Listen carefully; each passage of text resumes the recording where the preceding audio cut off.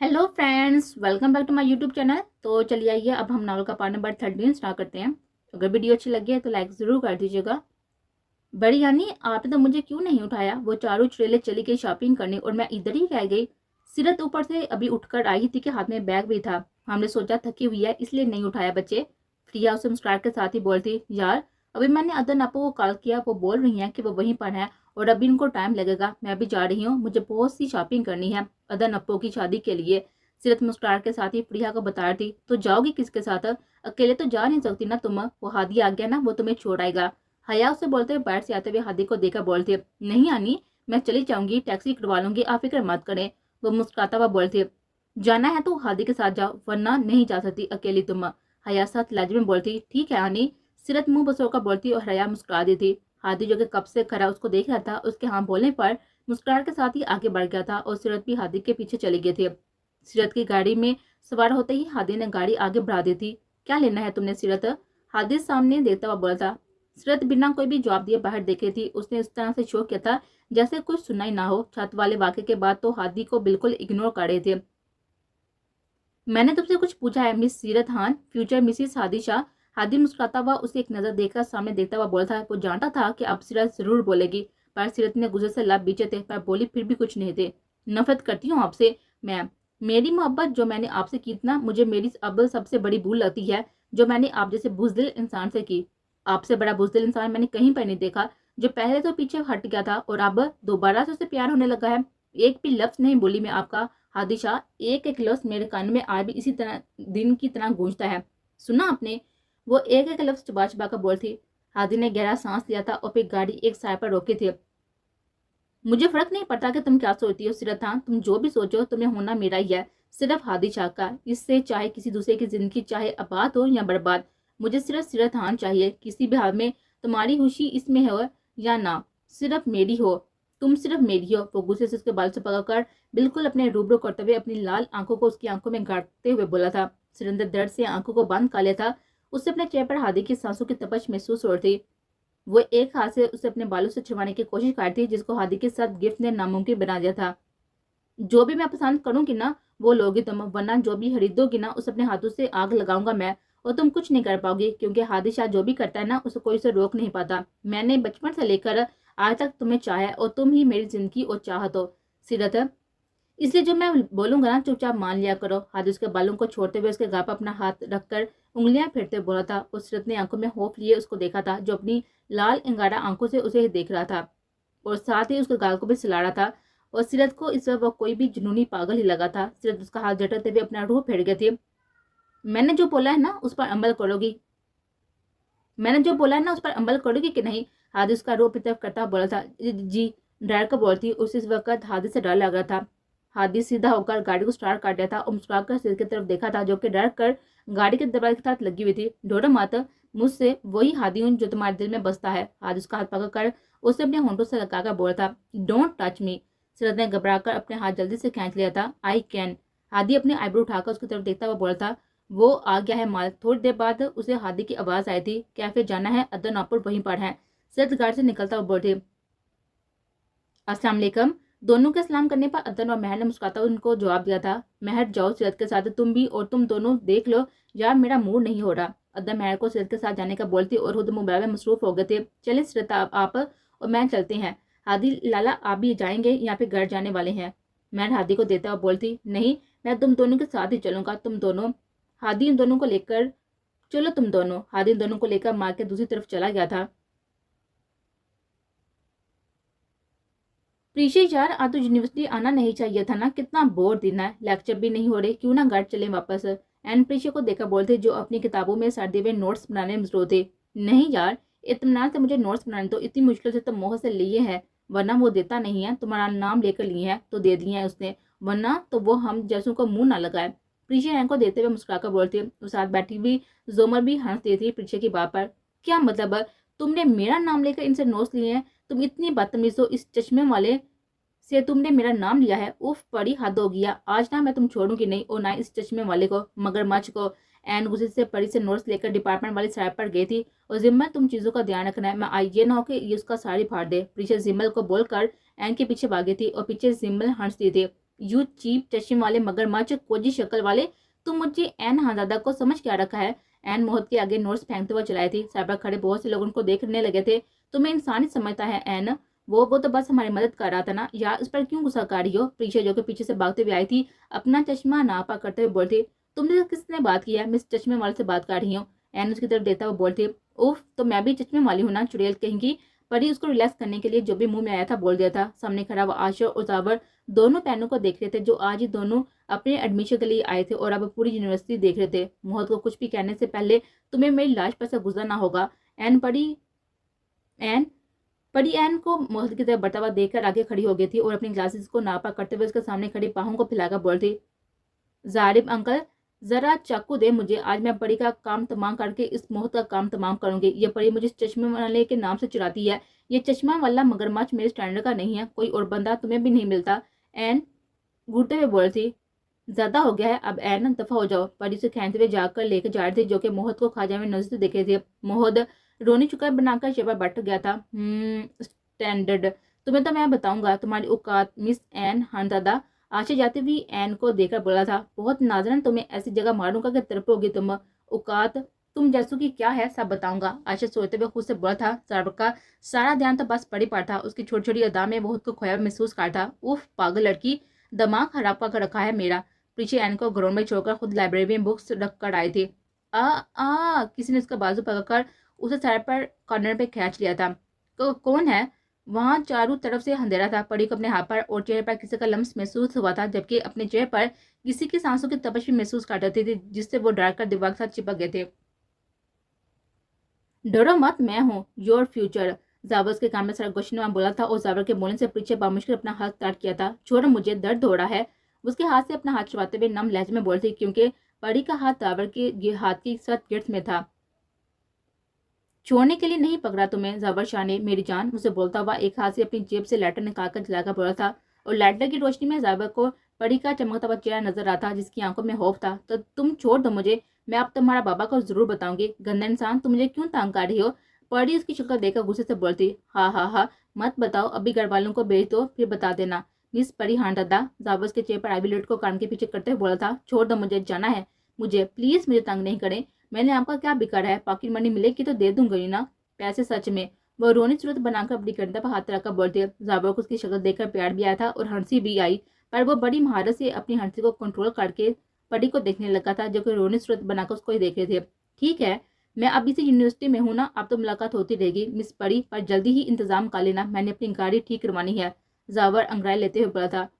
एक हाथ में अभी भी लाइटर जल रहा था, जिसकी वजह से वहां पर हल्की रोशनी थी। परी जावर के चेहरे को देखती जा रही थी, जो उसे किसी रियासत का शहजादा दिखाई दिया था। क्या बहुत ही खूबसूरत हो, प्यार तो नहीं हो गया मुझसे? जावर से अपनी तरफ देखता हुआ पाकर बोला था। हाँ, बेध्यान से परी के मुंह से हाँ निकल गया था और हाँ में सर भी हिला दिया था, पर जल्द ही एहसास हो चुका था और ना में सर हिलाने लगी थी। जावर का कहका उसकी हरकत से गूंजा था, जिस पर परी ने शर्मिंदगी से सर को झुका लिया था। तुम तो बिल्कुल परी मामा की तरह हो, बेवकूफ सी और थोड़ी सीधी सी, क्यूट सी, बिल्कुल उनकी तरह। मुझे नहीं पता था कि मैं भी अली बाबा की तरह लकी होऊंगा। जावर के मुस्कुराते हुए बोलने पर परी ने हैरान नजर से उसकी तरफ देखा था। तुम बहुत ही क्यूट हो परी, इस दुनिया की नहीं लगती तुम। उसके गाल को अपने अंगूठे से सिलाते हुए बोला था। परी ने हैरत से उसकी तरफ देखा था और फिर अपना हल्का करते हुए वहां से उसे धकेल कर जाने की कोशिश की थी। कहाँ मिस परी, मुझे दास नहीं दे सकती तुम? वो अपना चेहरा उसके बिल्कुल करीब करते हुए बोला था। मुझे जाने दे प्लीज, एंड मेरा इंतजार कर रही होगी प्लीज। वो जाबर से इल्तजाइया लहजे में बोलती। ठीक है स्वीट हार्ट, जाओ, फिर जल्दी ही मुलाकात होगी। वह परी के गाल थपथपाकर बोला था और उससे पीछे हो गया था। परी जल्दी से वहां से भागे थे और जावर ने मुस्कुराते हुए उसको देखा था और फिर अपना साथ झटक कर वहां से चला गया था। क्या मुसीबत है, आपको कुछ भी पसंद क्यों नहीं आ रहा? मास्क कब से ईशा को लेकर घूम रहा था, पर ईशा को कुछ भी पसंद नहीं आ रहा था। चुप करके बस साथ चलें, मेरी मर्जी, जब पसंद आएगा था तो ले लूंगी, बस चुपचाप मेरे साथ चलें, आगे भी इस तरह से साथ चलना है आपने। ईशा कपड़े देते हुए बेध्यानी बोल गई थी और ईशा की बात से मास्क के चेहरे पर मुस्कुराहट आ चुकी थी। सारी जिंदगी साथ चलूंगा आपके, आप फिक्र मत करे, पर अभी जल्दी ले ले, मुझे एक जरूरी काम से निकलना है। थोड़ी देर तक मास्क टाइम देखता हुआ ईशा से बोला था। ये देखें, ये तीनों कितने प्यारे हैं ना, मैं ये चेक कर लूं? ईशा एक ड्रेस निकालकर ट्रायल रूम की तरफ चली गई थी और पीछे मास्क उसे जाता हुआ देखकर मुस्कुराया था। उसके पीछे क्या था? मास्क इधर देखें। मास्क मोबाइल फोन में कुछ देख रहा था कि ईशा कपड़े पहनकर बाहर आए तो उसको देखते हुए बोली थी। कैसा है? मुझे नहीं पसंद, मैं चेंज कर लूँ? ईशा सामने लगे हुए आईने में देते हुए वापस मुड़ने लगी थी। बहुत खूबसूरत है। माँ उसके पास जाता हुआ उसके पीछे खड़ा होकर सामने आईने में देते हुए मुस्कुराकर बोला था, यही पहनोगे तुम? उसका रूह अपनी तरफ करते हुए बोला था और ईशा डरते हुए उससे पीछे हो गई थी। उसकी थोड़ी पर पहले वाला सारा कॉन्फिडेंस हवा हो चुका था। घबराते हुए मास को देखा था जो कि आंखों में बहुत सारा प्यार लिए उसको देख रहा था। मैं चेंज कर लूँ? ईशा घबराते हुए वहां से जाने लगी थी कि मास ने आगे बढ़कर उसका रास्ता रोक लिया था। आज सच में दिल कर रहा है कि तुम्हें सालम निकल ही जाऊं। वो ईशा के लदरते हुए वजूद को देते हुए उसे तंग करते हुए बोला था। उसे यह घबराई घबराई ईशा दिल के बहुत ही करीब महसूस हुई थी। प्लीज इस तरह मत देखें, मैं बड़ी कंफ्यूज हो रही हूँ, यही मैं बेहोश हो जाऊंगी। ईशा कामते हुए लहजे में मास को बोलती और नजरें अभी भी झुकी हुई थे। हा हा हा हा, वो जंगली बिल्ली इस तरह से डरपोक भी होती है, मुझे नहीं पता था। मास दीवार पर हाथ रखकर उसके चेहरे के करीब झुककर बोला था और ईशर बुखलाकर पीछे हुई थी, पर पीछे दीवार थे। प्लीज मास, मैं बड़ी मामा को बता दूंगी, दूर हो। उसके सीने पर हाथ रखकर उसे दूर करते बोलती, पर वह एक इंच भी नहीं हिल सकी थी। जब तक मैं खुद ना चाहूं तो मुझे दूर नहीं कर सकती मिस ईशर। उसकी थोड़ी पर से ऊंचा करते हुए बोला था। मास प्लीज, ओके जाओ जल्दी करो, वो ड्रेसेस मैंने भी सिलेक्ट किए हैं, वो भी पैक करवा लो। मैं जल्दी आ जाना। उसके चेहरे पर आए हुए बालों की लट को पीछे करते हुए मुस्कुराता हुआ बोला था। ईशा जल्दी से भाग गई थी। उफ अल्लाह जी, मास बिना। ईशा डरते दिल के साथ ही आईने में अपना अक्स देते हुए मुस्कुराए थे। नहीं लेने मुझे ये, क्यों ट्राई करूं मैं? जब ये मुझे आपकी पसंद का कुछ भी नहीं लेना तो क्यों पहन कर भी क्यों चेक करूं? अम्मल अम्मान के दिए हुए कपड़े दूर फेंकते हुए दबे हुए लहजे में चीखी थी। दोनों इस वक्त ड्रेसिंग रूम में खड़े ला रहे थे। अमान उसे बोल रहा था कि उसका लेकर आया हुआ ड्रेस पहनकर चेक करे, पर अम्मल अपने हाथ में अपना लिया हुआ ड्रेस लेकर खड़ी थी कि अमान वाला नहीं पहन रही थी। जल्दी पहन लो, 2 मिनट है तुम्हारे पास, वरना मैं खुद भी पहना सकता हूँ। आफ्टर ऑल बीबी हो मेरी, और तुम तो जानती हो ना, जब मैं बोलता हूँ वो करके भी दिखाता हूँ। अमान उसके हाथ से उसके वाला ड्रेस छीन कर अपने वाला पकड़ाते हुए बोलकर बाहर आ गया था। अम्मल बेबसी से ड्रेस को देखी थी, जिसका पिछला गला डीप सा था, इसलिए तो वो नहीं पहन रहे थे। चारों नचार उसे पहनना ही पड़ा था। इस ड्रेस को पहनकर खुद को आईने में देखा था और आंखों में नमी के साथ खुद के गिर्द पीछे से अपनी शाल ओढ़ी थी और ड्रेसिंग रूम का दरवाजा खोला तो सामने ही अमान खड़ा था उसके इंतजार में। उसको देखकर मुस्कुराया था। ओहो बहुत खूब। अम्मान उसको देता हुआ मुस्कुरा कर बोला था और अमल को लग रहा था जैसे वो अभी गिर जाएगी। अम्मान की नजरों से उसे उलझन महसूस हो रही थी। अम्मान प्लीज, इसका गला बहुत ही डीप है पीछे से। वो रोनी सी होकर उसे बोली थी, जो कि उसे घूरने में मसरूफ था। कोई बात नहीं है, चलता है। आप शर्म नहीं आती? वहां बस आप होंगे और मुझे देखेंगे? अमल आंखों में हैरत लिए हुए समय भी बोलती, किसने कहा है कि ये तुम शादी में पहनोगे? ये तो जब हम डिनर डेट पर जाएंगे ना तब पहनोगे तुम। मिसिस अमान शाह, तुम्हारे ऊपर मैं किसी की नजर बर्दाश्त नहीं करता था। मेरा बस चले तो तुम्हें कैद कर लूं अपने पास। वो उसकी तरफ बढ़ता हुआ बोल रहा था और अमन डरकर ड्रेसिंग रूम में चली गई थी। अमान भी उसकी तरफ कदम बढ़ाते हुए उसे गौर से देख रहा था। मिसिस अमान, तुम्हें देखने का, महसूस करने का और तुम्हें चाहने का, तुम्हें तकलीफ देने का, हर चीज का हक सिर्फ अमान शाह के पास है। अमान दीवार के ऊपर हाथ रखकर बोला था, जो कि अब दीवार के साथ चिपकी भी खड़ी नजर रहे थे। अमान प्लीज बैठ जाए, मुझे चेंज करना है। अमल कामते हुए लहजे में बोलती, कर लो, मैंने रोका तो नहीं है ना? उसके गिर से शाल उतारते हुए बोला था, जो कि अमल ने हाथ रोक पकड़ कर रोक ली थी।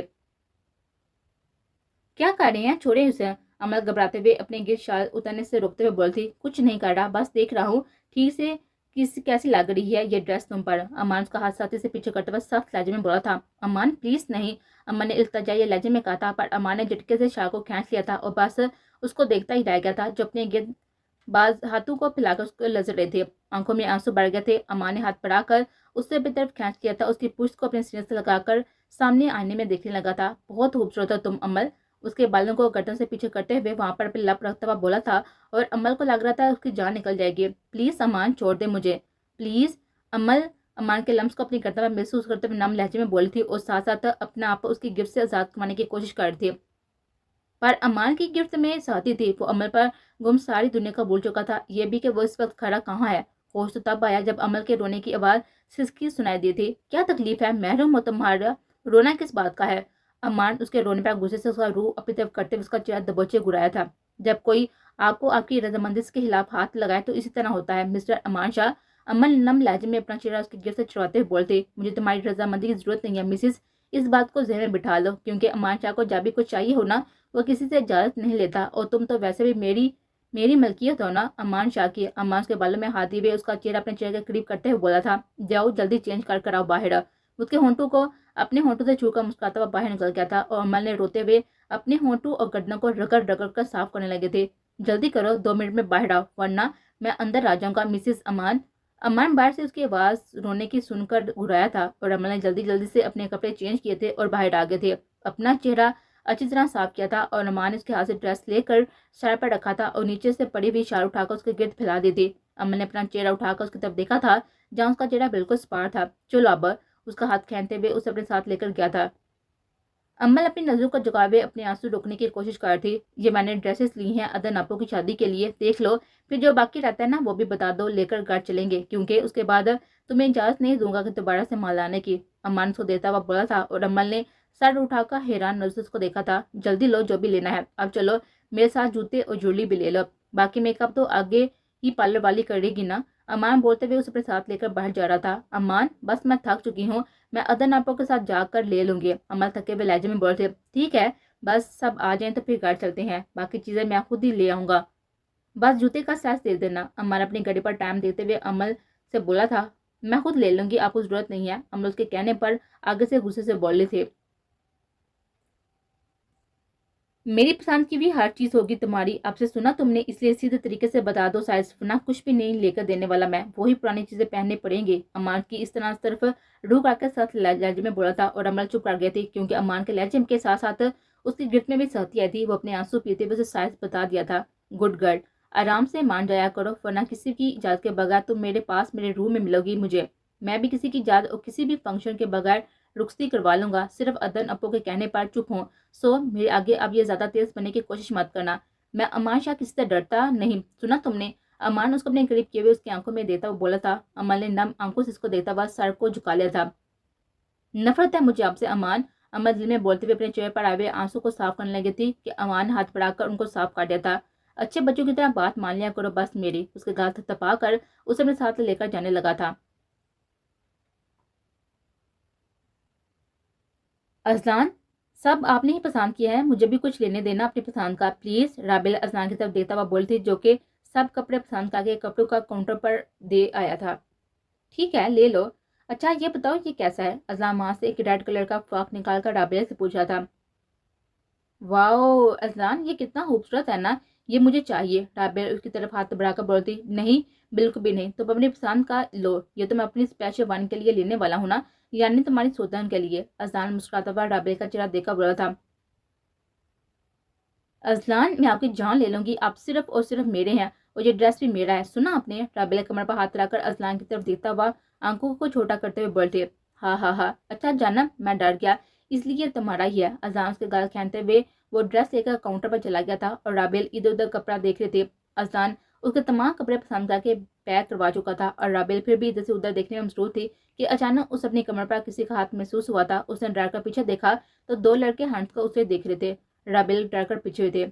सामने खड़े अजलान की नजर राबिल पर थी। इन लड़कों को हरकत से अजलान का मीटर घूम गया था। अजलान गुस्से से उसकी तरफ बढ़ा था और दोनों को गिरबान से पकड़कर शॉप के बाहर फेंका।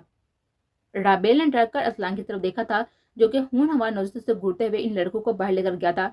तुमने मेरी अजलान शाह की बीवी को हाथ लगाया। अजलान ने एक ही बार से उनका हाथ तोड़ दिया था। गुस्से से इसके मुंह पर मुक्के मारते और दोनों को मार मार कर आध मुंह काट दिया था। शॉपकीपर ने पुलिस को बुलाया था और पास खड़ी राबेल कामते हुए सैम का साथ देख रही थी। तभी वहां पर हादी, मास, अमान सभी वहां पर पहुंच गए थे। राबेल रोते हुए ईशा के साथ ही जुड़ गई थी और खौफ से अजलान की तरफ देख रही थी, जिसके हाथ खून से बड़े हुए थे और अभी भी इन लड़कों को मार रहा था। हादी और मास इसे खेलते हुए पीछे किया था। वो पांचों भी अजलान का ये रूप देखकर डर गई थी। राबेल तो कामते हुए ईशा के साथ लाकर खड़ी हो गई थी और साथ रो भी रहे थे। अजलान बस कर दो यार, क्या हो गया है? हादी से काबू करते हुए बोला था, मैं इनको जान से मार दूंगा, उन्होंने मेरी बीवी को हाथ भी कैसे लगाया? अजलान इन दोनों लड़कों को देता हुआ घुराया था, जो कि जमीन पर बुरी हालत में पड़े हुए थे। ऑफिसर पहले गलती इनकी है, उन्होंने मेरी बीवी के साथ बदतमीजी की है। अजलान सामने पुलिस वाले से बोला था, जो कि अब सब तशवीश कर रहा था। ठीक है आप इस पर साइन कर दे, बस आपको आना होगा एक दफा mister Azlan. Police station police officer से बोलता हुआ इन दोनों को लेकर गया था। चलो मेरे साथ है तुम। अजलान राबेल को बोला था, जो कि ईशा के साथ लगी रोड थी। मुझे नहीं जाना आपके साथ। राबेल आंसू साफ करते हुए बोलते। अजलान प्लीज मैंने कुछ नहीं किया। राबेल रोते हुए अजलान की तरफ देख रही थी। हादी ये कपड़े ले लेना शॉप से, मैं और राबेल थोड़ी देर तक घर आ जाएंगे। वो बिना राबेल की परवाह के हुए हादिस बोला था और फिर अजलान उसे घूरते हुए उसकी कलाई थाम कर उसे वहां से ले गया था और वो उसके साथ खींचती चले जा रहे थे। बैठो गाड़ी में जल्दी। अजलान गाड़ी का दरवाजा खोलते हुए उसे बोला था। राबेल के बैठते ही गाड़ी को जन से भगा लिया था और राबेल गाड़ी की स्पीड देकर आंखों को जोर से बंद किए हुए थे। अजलान, मुझे डर लग रहा है, प्लीज आहिस्ता करें। राबेल डरते हुए अजलान का हाथ पकड़कर बोलती, तुमने मेरे साथ आने से इनकार क्यों किया, बताओ मुझे। अजलान ने गाड़ी को झटके से रोका था और राबेल को बाजू से पकड़कर अपने करीब किया था। अजलान, दर्द हो रहा है मुझे, प्लीज छोड़ दें। राबेल उसका हाथ अपने बाजू से पीछे करने की कोशिश कर थी और दर्द से आंखों को बंद किए हुए थी। मेरी आंखों में देखकर बात करो राबेल, और जो बात पूछी ना उसका जवाब दो। अजलान चीहा था और राबेल ने आंखों को और भी जोर से बंद कर लिया था। बताओ राबेल, वरना मैं सच में इस दफा चला जाऊंगा और लौट कर भी कभी भी वापस नहीं आऊंगा। अजलान गुस्से से उसे दूर झटका बोला था। नहीं नहीं अजलान, मुझे बस आपके गुस्से से डर लग रहा था, मैं डर गई थी आप मुझ पर गुस्सा ना हो जाए। Sorry Azlan. राबेल अजलान का हाथ पकड़कर रोते हुए बोलती, सही, तुम्हें मुझ पर कोई भी यकीन नहीं ना, मतलब सही है, तुम मुझे अभी भी नहीं समझ पाए, डैम इट। अजलान जोर से गाड़ी के शीशे पर मुक्का मारकर बोला था। नहीं नहीं अजलान, ऐसा मत करें प्लीज। राबेल डर गई थी पर फिर भी हिम्मत करके बोलती और अजलान फिर से गाड़ी स्टार्ट कर दी थी। अब गाड़ी घर के रास्ते पर थी और घर में राबेल के रोने की आवाज सुनाई दे रही थी। अपना हुलिया ठीक करो और अंदर जाओ।